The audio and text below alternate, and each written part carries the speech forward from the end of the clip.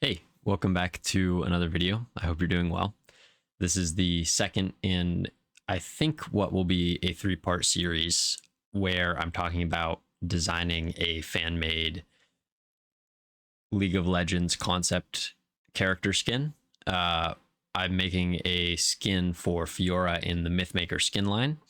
In my last video, I broke down my process for creating the concept and doing the initial concept art sketches and then taking that to be like a polished orthographic view of the figure. In this video, I'm going to be talking about thumbnailing and doing compositional paintings to get an idea for the final illustration. All right, so the very first thing to talk about here is these thumbnail sketches. And these are just done on pen and paper, super quick, maybe like a minute or two each. At most, for the most complex ones, maybe like 5 minutes. These are referenced from different League of Legends, like official art, where whether it be a final illustration or just other artists' thumbnails for different VR splash arts. I just wanted to get an idea of how the Riot artists were posing their characters to kind of convey who Fiora is, convey her elegance, her like her extreme skill as a duelist. And so like the first half of these thumbnails is all just trying to get a good understanding and grip on what kind of poses to use. And then these last 3 pages here are my own ideas of what would be cool, interesting, dynamic poses to just really push and drive home what this character looks like, what this character's like convey those same kind of feelings that are captured in the professional splash arts.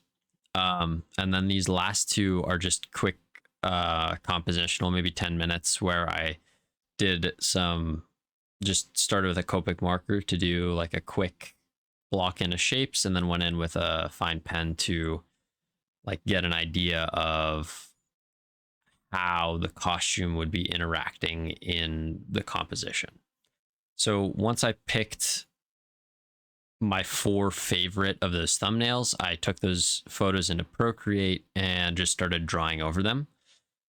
I referenced a lot of composition sketches from other Riot Games artists that weren't even in the skin line or just completely unrelated, to kind of get a feel for how they're doing their shading and how much information they put into their compositions before they choose a final piece.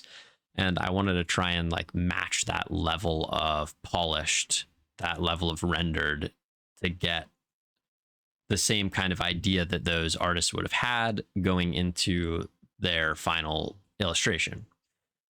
So this first one is, well, really, I had kind of chosen which thumbnail I wanted to do in the first place, but I wanted to do just a couple different interpretations in case when I polished it a little more, I ended up liking different ideas. That's something that's really important to do in content or concept art, is just kind of backtracking a little bit and deciding if you like a different idea more.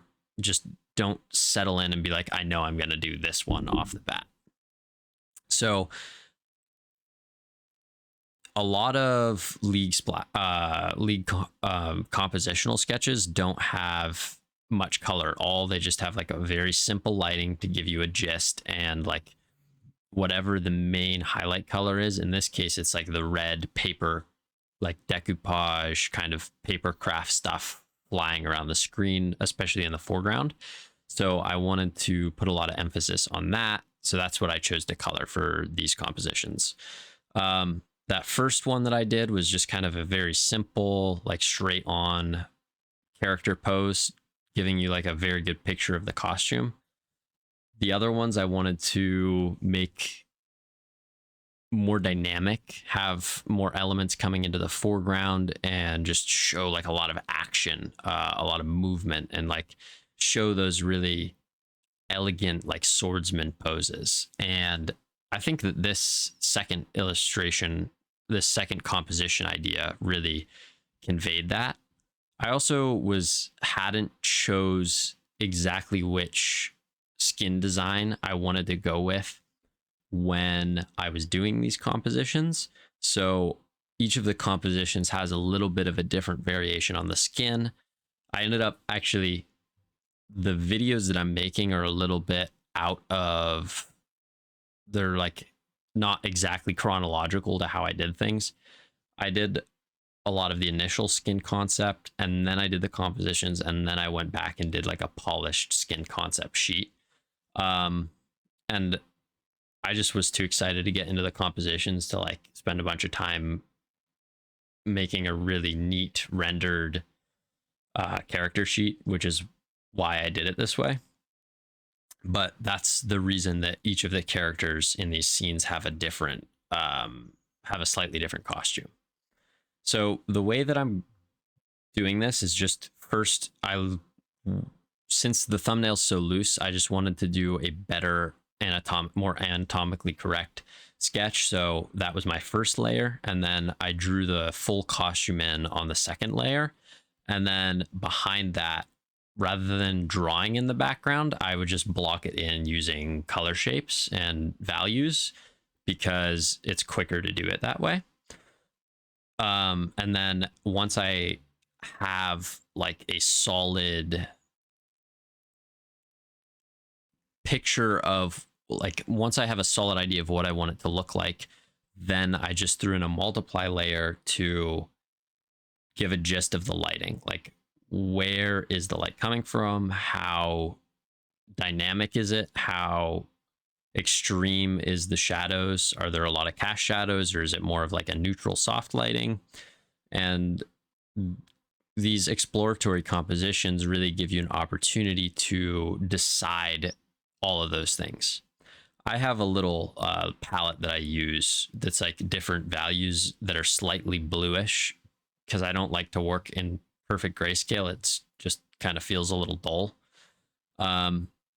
You can see there's a lot of back and forth.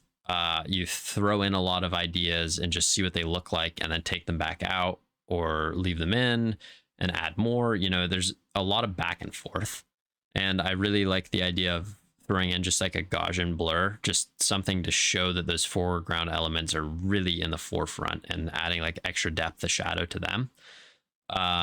It just helps convey the scene like you're there. Like you can really feel how dynamic the image is once you start getting those foreground elements, even though they're super simple and they haven't really been polished or rendered very much.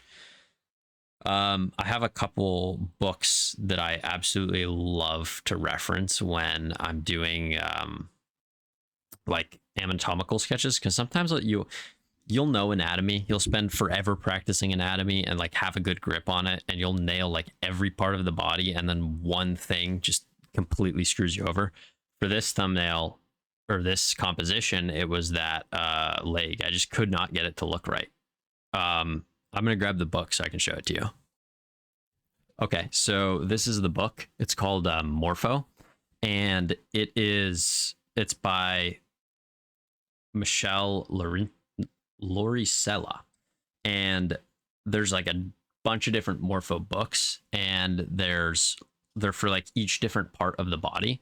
Super cool. But there's just all kinds of like, it's broken down by like different parts of the body, and it goes like really into detail with the muscle structure and the skeletal structure. And there's really good diagrams of like different things interacting. Like I reference this page a ton with just the like movement and the curves and how they simplify the muscles to show you how they all connect together.